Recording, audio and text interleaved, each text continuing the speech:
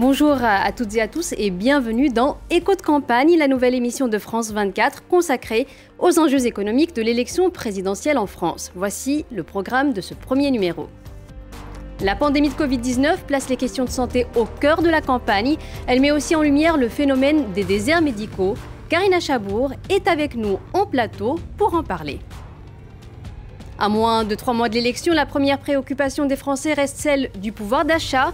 Et nos voisins européens, que font-ils face à l'inflation? Nous verrons cela avec nos correspondantes à Berlin et à Rome. En 2017, les slogans de certains candidats pour sortir de l'euro avaient suscité l'inquiétude des investisseurs. 5 ans plus tard, la sortie de la monnaie unique n'est plus un thème de campagne. Qu'est-ce qui a changé? Je poserai la question à l'économiste François-Xavier Chauchat.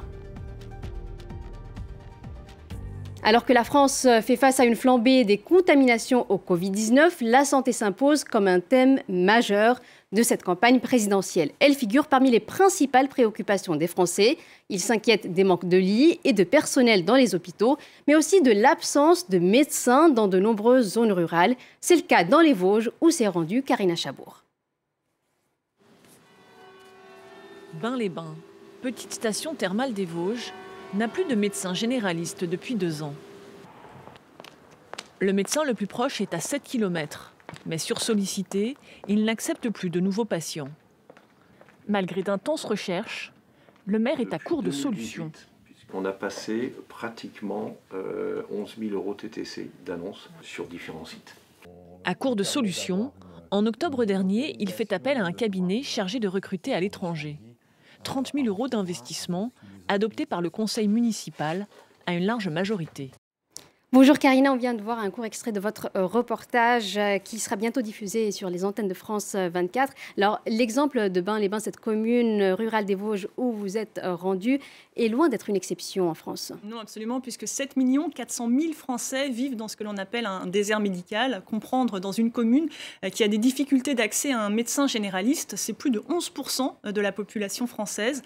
Et c'est un chiffre qui est en constante augmentation. Alors la France a perdu près de 7 000 généralistes depuis 10 ans, mais elle a aussi laissé se constituer des concentrations dans certaines zones du pays et d'autres ont été totalement délaissées. Ce sont ces déserts médicaux, on va le voir sur la carte, qui se concentrent précisément dans le nord-ouest de la France, dans le centre, mais aussi dans certaines communes de régions parisiennes, ce qui de fait créer de profondes inégalités d'accès aux soins au sein de la population. Alors, face à ce phénomène, Karina, qu'est-ce qui a déjà été fait? Alors, on sait que l'exécutif, il a mis un terme à ce que l'on appelle le numerus clausus, qui limite le nombre d'étudiants en médecine.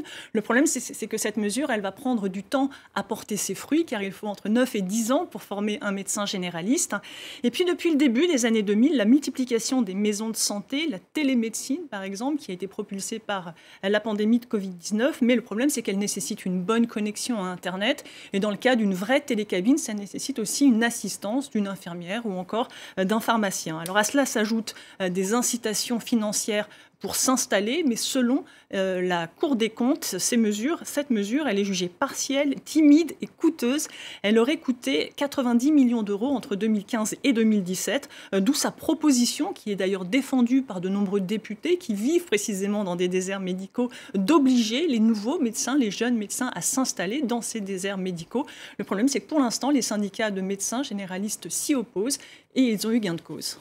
Alors, le problème des déserts médicaux n'est pas le seul qui préoccupe quand on parle de la santé. Il y a aussi la question du manque de moyens et vous en êtes rendu compte au cours de vos nombreux reportages sur le sujet ces dernières années. Oui, c'est un malaise qui est profond. On peut peut-être le dater en 2009. Il y a eu une réforme de la gouvernance de l'hôpital qui, en gros, a donné le pouvoir aux administratifs, qui a créé la tarification à l'acte et qui, pour de nombreux médecins, s'est traduit par une gestion financière, une gestion comptable de l'hôpital. On voit dans ces images, c'était en 2008, de nombreux services d'urgence en grève pendant plusieurs mois en France, qui dénonçaient précisément ce manque de moyens. Les urgences, elles sont en première ligne, puisque c'est là que vont de plus en plus de patients, ceux-là même qui n'ont plus de médecins généralistes. Janvier 2020, ce sont 1000 chefs de service hospitaliers qui démissionnent pour dénoncer à la fois des conditions de travail qui se détériorent par manque de moyens. Et là-dessus, clairement, le Covid-19 a été la goutte d'eau qui a fait déborder le vase. Merci beaucoup Karina pour cet écho du terrain. Autre thème au cœur de cette campagne présidentielle, le pouvoir d'achat. Il arrive même en tête des sujets de préoccupation des électeurs, loin devant la sécurité et l'immigration. On reviendra dessus dans le face-à-face en seconde partie d'émission. Mais avant, regardons ce qui se passe chez nos voisins européens.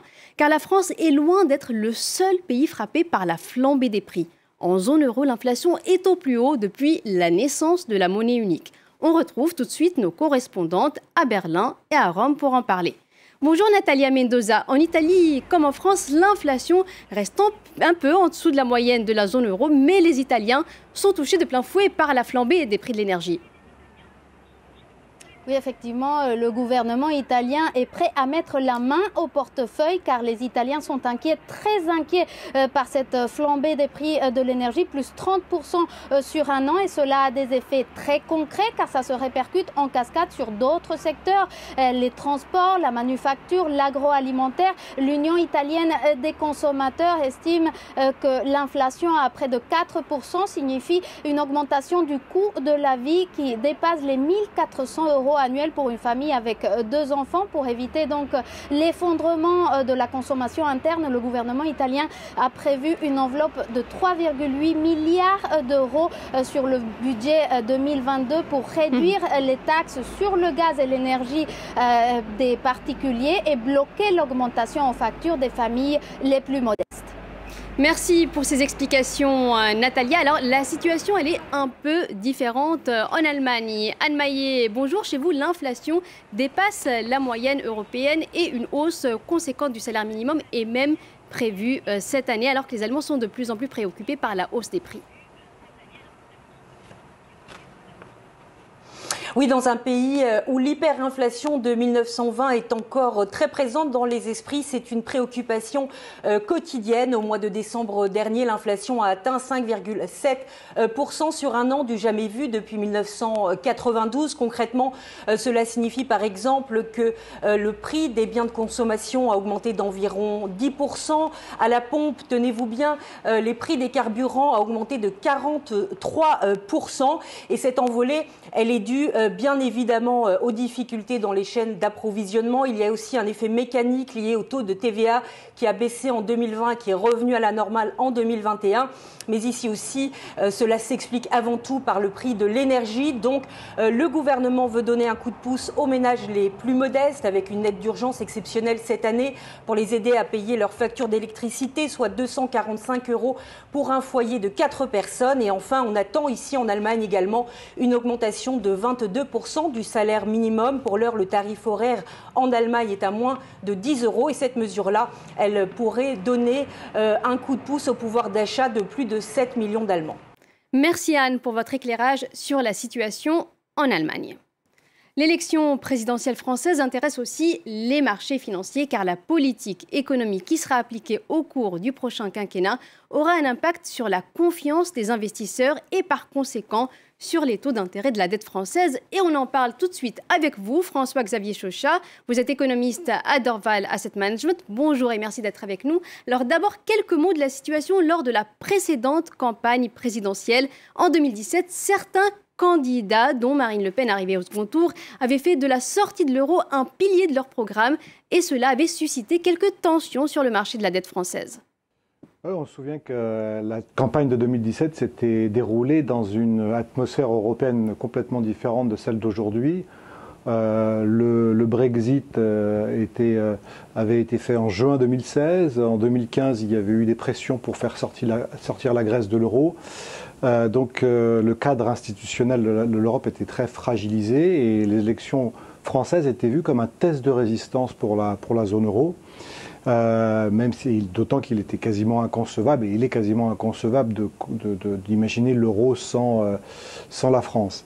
Alors le différentiel de taux d'intérêt sur la dette publique entre la France et l'Allemagne, sur la partie à 10 ans, qui est en général autour de 0,3%, s'est étendu jusqu'à 0,75. Alors ça peut paraître encore assez modeste, mais dans un univers de taux très très bas, c'était quand même très significatif comme tension. Et le test de résistance, on s'en souvient, s'est transformé finalement en une espèce de triomphe pour l'euro, puisque le candidat pro-européen, le plus pro-européen, Emmanuel Macron, était sorti en bonne position du premier tour, et que pour parachever le tout, le débat sur le deuxième tour avait vu en fait une décrédibilisation du projet de sortie de la zone euro qui avait été présenté par Marine Le Pen. Donc on a retrouvé le différentiel de taux d'intérêt entre la France et l'Allemagne très rapidement après les élections. Alors aujourd'hui, François-Xavier Chauchat, la situation semble bien différente. La sortie de l'euro n'est plus un slogan de campagne, même parmi les principaux candidats d'extrême droite. Le rôle joué par la Banque centrale européenne pendant la pandémie de Covid-19 explique-t-il ce changement de cap ? Alors la BCE a joué un rôle très puissant depuis 2 ans en achetant massivement et sans condition la dette publique de tous les pays de la zone euro. Mais la démarche fondamentale n'est pas vraiment nouvelle. Ce qui est nouveau, c'est le plan budgétaire de 750 milliards d'euros qui a été décidé pendant la crise de la Covid. Et il s'agit de transferts essentiellement entre les pays les plus riches de l'Europe et les pays les moins riches. Et donc c'est un projet, je dirais, progressiste, et ça donne une vision du sens politique de l'Europe qui est très différente de celle des années qui avaient précédé. Donc l'Europe et l'euro sont moins attaquables aujourd'hui, et ils sont d'ailleurs moins attaquées. Mais il ne faut pas s'y tromper, même si les institutions de l'euro paraissent beaucoup plus solides aujourd'hui, les taux d'intérêt de la dette publique de chaque pays restent en partie dépendants de la politique intérieure de chaque pays. Donc si le prochain gouvernement français veut mener une politique économique très hétérodoxe, très différente de celle du consensus de la zone euro, il y aura des implications. On l'a vu d'ailleurs en Italie en 2018, quand on avait eu l'alliance entre le mouvement 5 étoiles et Matteo Salvini. Donc pour l'instant, vous voyez, les sondages portent plutôt les candidats pro-européens, que ce soit Emmanuel Macron ou Valérie Pécresse, qui sont vus gagnants dans tous les cas de figure au deuxième tour. Donc pour l'instant, le différentiel de taux France-Allemagne reste très stable, mais il suivra les évolutions des sondages si les sondages évoluent. Merci beaucoup François-Xavier Chauchat pour toutes ces explications. Voilà, c'est la fin de la première partie d'Écho de campagne. On se retrouve juste après le journal pour le face-à-face de l'émission autour du thème « Faut-il augmenter les salaires pour redonner du pouvoir d'achat aux Français ?» À tout de suite.